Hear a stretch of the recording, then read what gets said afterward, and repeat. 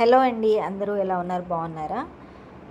ఎటువంటి ప్రిపరేషన్ లేకోకుండా 4 రకాల బ్రేక్ఫాస్ట్ ఏ విధంగా తయారు చేసుకోవాలో సింపుల్గా నేను చెప్తాను చూడండి.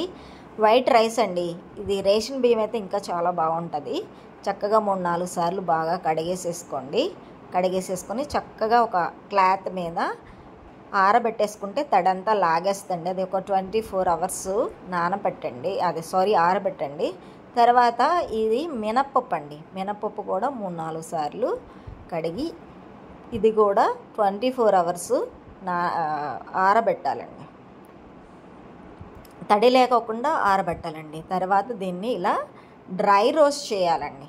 ఇట్లా 7 లేక 8 నిమిషాలు అలా డ్రై రోస్ట్ చేస్తే మనకి ఎటువంటి పురుగు అనేది పెట్టకుండా ఉంటుందండి.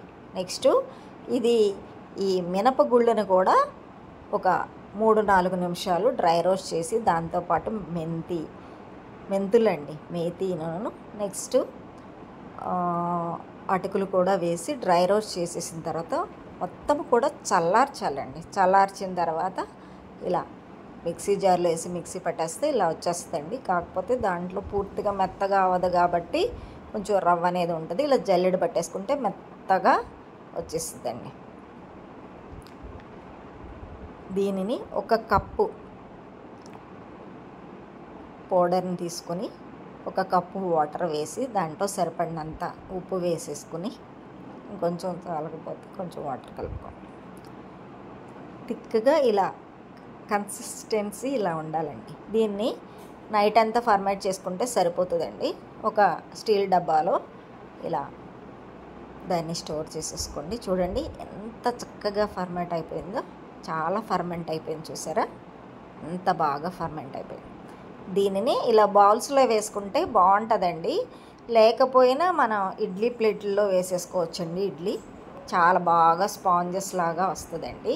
చూడండి అంత బాగా ఒక 10 మినిట్స్ వండేస్తే సరిపోతుంది. నెక్స్ట్ ఇదేమో ఊతప్పం అండి, ఆనియన్ ఊతప్పం.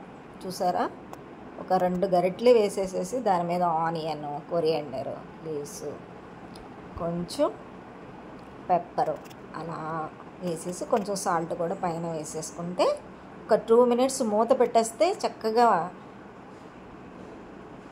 మగ్గిపోతుందండి. చూడండి ఎట్లా తయారైపోయిందో. హాయిగా మనం వేసిన వెజిటబుల్స్ అన్నీ కూడా చక్కగా ఉడికిపోయినాయి, కుక్ అయిపోయినాయి. నెక్స్ట్ వచ్చేది క్రిస్పీ దోశ అండి. ఎంత పల్చగా కావాలంటే అంత పల్చగా వస్తుందండి. చూడండి ఎంత బాగుందో, చక్కగా క్రిస్పీగా వస్తుంది. ప్రతిదానికి లిడ్ పెడితే తొందరగా మీకు పైకి లేస్తుందండి దోశ అనేది. చూడండి ఎంత క్రిస్పీగా ఎంత బాగుందో. నెక్స్ట్ ఇది వచ్చి సెట్ దోశ అండి. చూడండి ఎంత బాగా స్పాంజ్ లాగా ఉందో చూడండి. చూసారా ఎటువంటి ప్రిపరేషన్స్ లేకుండా 4 రకాలు బ్రేక్ఫాస్ట్లు చిటికలో చేసేసాం. చూసారండి చూడండి ఎంత స్పాంజ్ అండ్ సాఫ్ట్గా ఉందో. ఓకే, థ్యాంక్ యూ అండి.